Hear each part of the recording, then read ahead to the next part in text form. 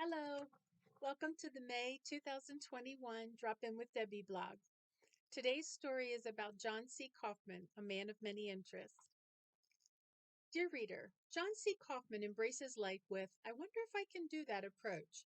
He's 66 years old, served in the military, worked on the pipeline, tackled law school, and held the position of both prosecutor and defense attorney. He climbed numerous mountains, including Africa's Mount Kilimanjaro. If I had to title a theme for your life, reader, what might it be? Now, for marketing purposes, John describes himself as an actor, but he does so hesitantly. He has a difficult time putting that label on himself. My main weakness, I think, is self promotion, he said. I'm truly lousy at tooting my own horn.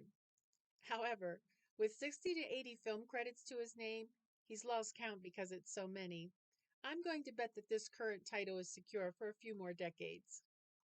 John grew up a pipeline brat, as he described his younger years. His family followed his father's work on the pipeline, particularly in the Gulf Coast area of Louisiana and Texas. He said, looking back, that what he liked about the lifestyle was that it taught him to adapt to different communities, accents, a variety of people, and diverse ways of thinking. Now he calls Lake Charles home. The southwestern Louisiana town is about 30 miles from the Gulf of Mexico on the banks of the Calcasieu River. After graduating from White Castle High School in the Iberville parish of Louisiana, John enlisted in the Army. It was not the dream his parents wanted for him. Mama wanted me to be an architect, and Daddy wanted me to be an engineer, he said. However, John had an independent and adventurous streak. I wanted to see interesting places and follow my path, he said. Did you follow the conventional path prescribed by your family, reader? John started basic trainer in Fort Polk, Louisiana. Then he served in Italy and Louisiana. While in Italy, John married his first wife, who he met while serving there. He was assigned to work with the Italian Carabinieri, which is the Italian National Police. His local co-workers spoke limited English, and John did not speak Italian.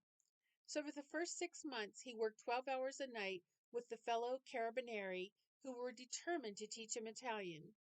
During this intense learning stage, John only spoke the colloquial speech. At one time, I dreamed in Italian, he said. Do you have bilingual skills, reader? After his overseas tour of duty, John returned to his home in Lake Charles. There he became an Army recruiter to complete his term of enlistment. Then he worked in the marshland region of Grand Chenier at Cameron Parish at Michigan-Wisconsin Pipeline Company as a pipeline dispatcher. The people of Cameron Parish have a different way of looking at life, John said.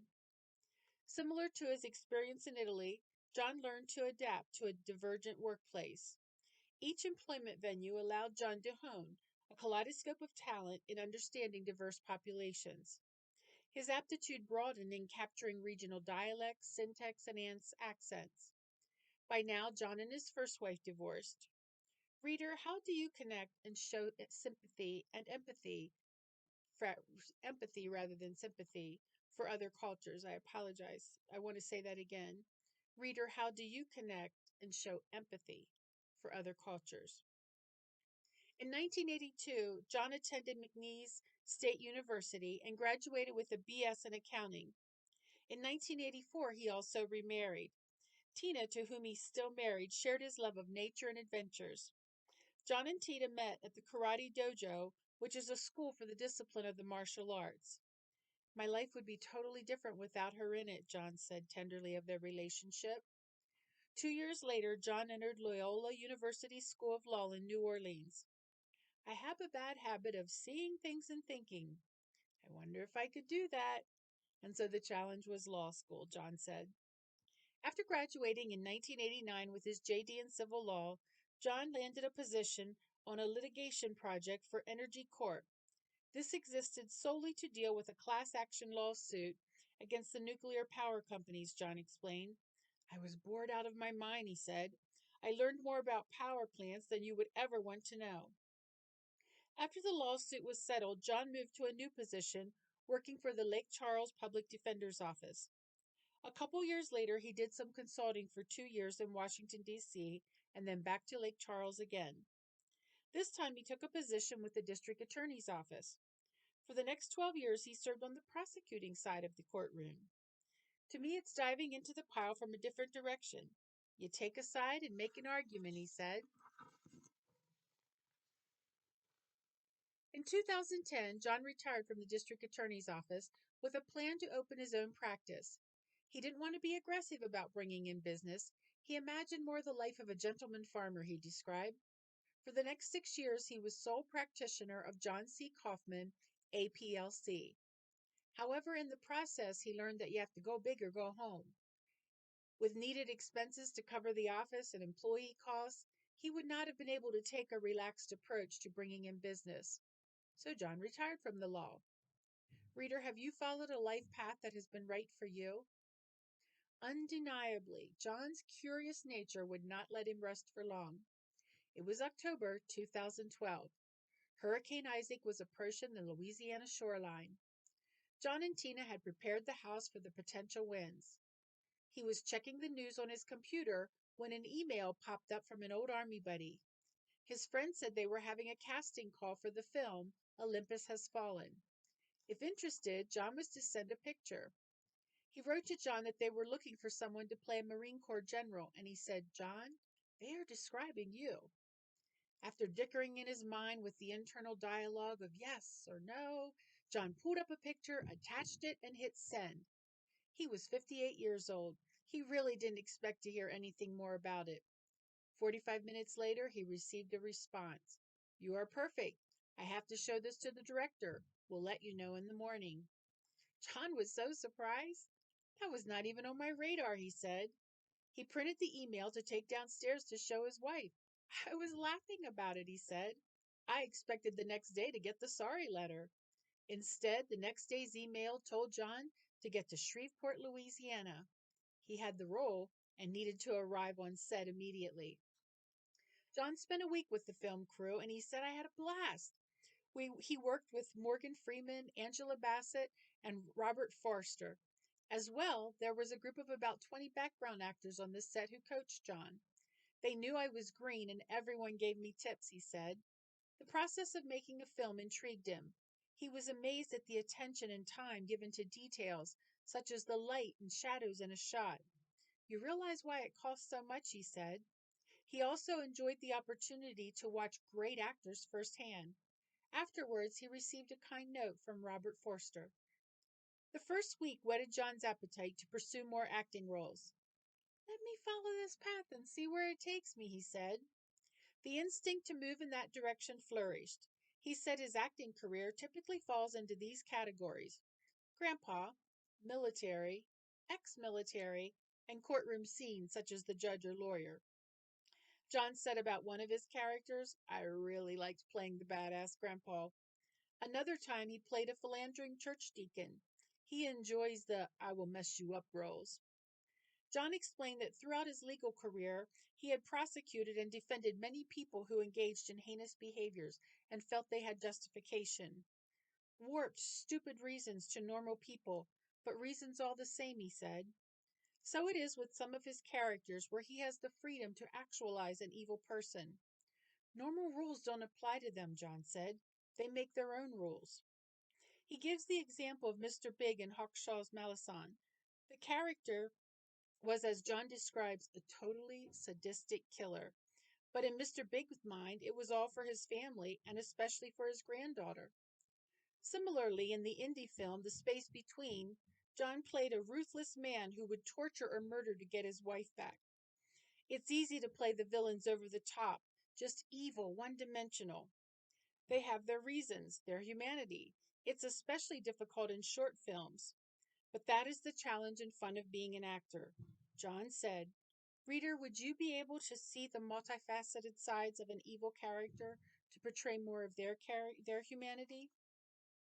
John mentioned another example of this with the character of Ben, the Butcher Diamond in the series Magic City. John didn't play this role, but talks about Ben as an unlikable character.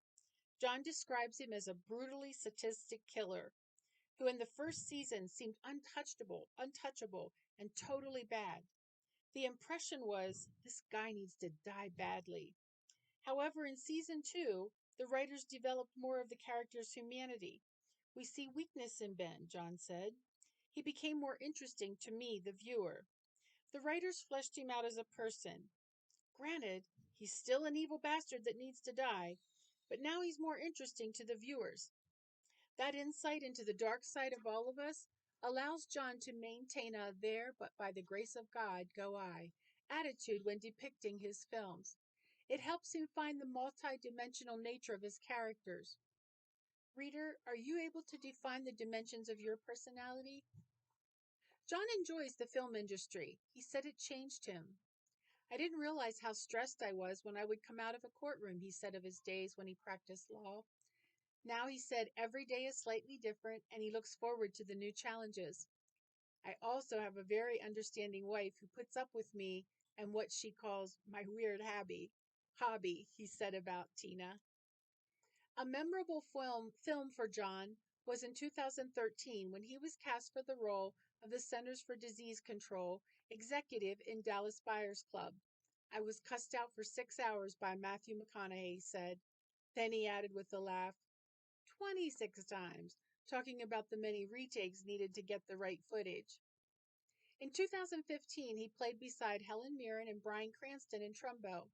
John played a banquet attendee. He said of his seasoned co-workers, he enjoyed meeting and learning from experienced actors. He also liked working with the director, Jay Roach.